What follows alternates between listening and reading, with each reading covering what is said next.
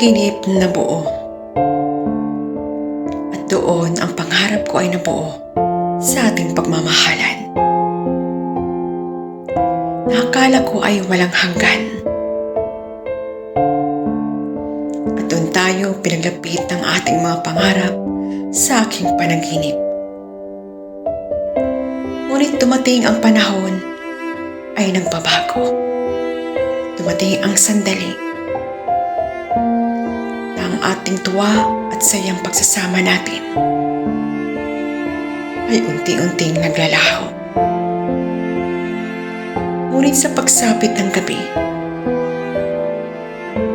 maraming katanungan sa puso ko.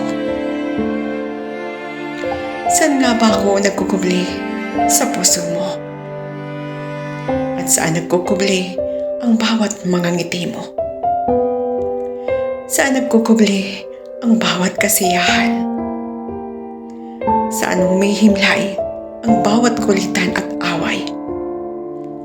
Kailan ko mahahanap ang nakatagong mong yakap? Sagot sa aking mga tanong. Sana makamtan ngayon. Sa bawat pag-ikot ng mundo, di maiiwasan na tayo ay magkalalim. Sapagkat bawat pangarap ay nais abutin, na kahit ang bawat sakit ay damhin at titiisin. Minsan ang tadhana ay nagbibiro, na ang dating ang mga pangarap ay kumuho. Sa aking pag-iisa, ang puso ko ay nagtatanong, bakit nangyari tayo ay pinaglayo? Saan ako nagkukubli sa bawat sulok ng puso mo? Kung tayo ngayon ay magkalayo, kung tayo ay pinaglayo ng tadhana, sa bawat yakap mo, sa bawat haplos mo, tanging sa panaginip na lamang nabubuo, ng tanging mga pangarap ko matutupad sa aking panaginip. Nakasama ka sa bawat pangarap ko, na ngayon ay unti-unting nabubuo. Isang magandang obra na ang tanging kwento ay ang imahinasyon sa aking panaginip. Hanggang kailan kita aabutin? Hanggang kailan ka mabubuo sa panaginip ko? Na walang katapusan na kaligayahan sa mga pangarap natin. At kailan ko muling mararamdaman ang pag-ibig mo? Kailan ka babalik upang ang lahat ay may katotohanan at hindi dikta ng aking isipan at imahinasyon na binuo ko na lamang? Pagod na ako sa aking isipan. Sa bawat sandali, ikaw ang tumatakbo at naglalaro sa aking isipan at puso. Ngunit hanggang kailan ka mananatili sa aking panaginip? Sa bawat sandali, ikaw ang laman ng aking panaginip. Nagkakapagod pala. Gusto ko nang magising sa aking pagkakahimlay. Sa aking imahinasyon na buo ang bawat kaysaya. Na walang katapusan na pag-ibig. Akala ko walang hanggan na kasama kita. Ngunit sa unti-unting pagliyat ng aking mga mata, isang anino sa aking panaginip ay may katotohanan. Na ang taong minamahal ko ay nasa aking harapan at sabay dilat ng aking mga mata ay ang walang tigil sa pagdaloy ng mga luha. Ang tanging anino na lamang ang aking nakikita, kasabay ng mga yakap ko, ay siya ring unti-unti kong nararamdaman sa aking panaginip lamang. aking minamahal ay isa na lamang imahinasyon na katotohanan. Isang katotohanan na wala ka na. Binawi ka na ng pagkakataon na kahit kailanman ay di ka na magiging akin.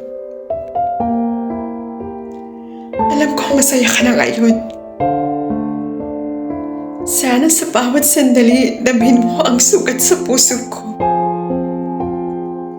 Sana sa bawat sandali, hipuin mo ang bawat kirot na nararamdaman ko. At humilom ang bawat sugat nito. Darating ang panahon na muli tayo magkikita at magsasama. At sa oras na yun, tayo ay pareho ng malaya. Na may kalayaan sa bawat isa sa atin. Na hindi na tayo makakaramdam na ng sakit. Kaligayahan na lamang. Hanggang sa muli, mahal ko. Hihintayin ko sa muli natin pagkikita. At ipinapangako kong ikaw na lamang sa puso ko. Paalam, mahal ko. Hanggang sa muli. Minsan, ang lahat ng pagsubok sa buhay, hindi natin alam hanggang kailan at kailan natin makakamtan. Minsan may pagkakataon tayo sa mga nangyayari sa atin, hindi natin matanggap sa katotohanan na buhay. Yung bang sa realidad, hindi natin matanggap ang nangyari sa atin. Minsan dumadating tayo sa punto na nananaginip tayo o sa imahinasyon natin, napakasaya natin. Yung dumitikta sa puso natin at isipan, naglalakbay kung saan na ang lahat ng sakit na kahit minsan makalimutan natin. Kaya minsan na may nangyayari sa atin na nagkakaroon ng sakit sa pag-iisip dahil hindi natin matanggap ang mundong ginagalawan natin. Ang mundo ng puro pagsubok. Ang mundo na puro sakit. Puro hirap. Minsan tinatakasan na natin ang lahat ng totoong katotohanan sa buhay, sa realidad ng buhay na tinatak natin sa mundo. Sa bagay po, napakasarap ng malaya. Malaya ang isip, malaya ang puso, malaya sa lahat ng bagay na wala kang iniisip na kahit anong problema. Malaya ka, nagagawa mo ang lahat. Nagagawa mo magmahal, nagagawa mo magpatawad, at nagagawa mong kahit minsan makalipad ka sa buhay na mayroon ka at kalayaan na kahit kailanman ay hindi natin nakakamtan sa katotohanan. Marami hong beses na nangyayari na nagtitikta ang ating isipan at napupunta ho tayo sa isang panaginip. Ngunit ang lahat ho ng panaginip minsan ay may katotohanan sa totoong buhay natin. At minsan, doon tayo nagiging malaya sa lahat. Napakasarap po maging malaya. Na kahit minsan, maging masaya ka sa totoong buhay na wala kang iniisip kundi ang kaligayahan mo sa taong iyong minamahal. Masakit hong mawala ng taong minamahal. Lalo na, ibinuhos na po natin ang lahat-lahat para sa kanya. Kaya minsan nangyayari, hindi natin kayang tanggapin ang ating buhay o ang ating puso, ang ating isip. Tayo ay naglalakbay patungo sa Kanya na makasama natin ho siya na kahit sandali, na kahit sa panaginip, na kahit sa isang imahinasyon, na buhay ho siya. Nahahawakan mo, nayayakap mo, minamahal mo. At masaya kayong naglalakbay kahit saan. Na kayo lang dalawa. Walang iniisip sa kapaligiran. Kung may masasaktan, kung may maiiwan, or hindi tayo masasaktan sa huli. Alam ko po napakalalim po ng kahulugan na ginawa ko ngayon. Pero ang ginawa ko pong spoken na to ay may katotohanan po sa buhay natin. Marami pong nangyayaring nagmamahal tayo ng sobra at hindi natin matanggap sa ating sarili na wala na siya. At marami pong tinatakasan ng pag-iisip at tayo nagkakaroon ng sakit sa pag-iisip dahil hindi natin kayang tanggapin sa isip at sa puso natin na wala na siya. Wala na yung taong pinakamamahal natin na kahit kailanman hindi mo na siya makakasama, hindi mo na siya mayayakap, hindi mo na siya mahahalikan at hindi mo na siya mahahawakan. May kunti lang po akong isi-share na kunting kaalaman na po sa pag-iisip natin o sa conscious mind at saka subconscious mind po. Ang dalawa po ay malaki ang pagkakaiba. Pero ito po ay naglalakbay sa buong pagkatao natin. Siya ang nagdidikta.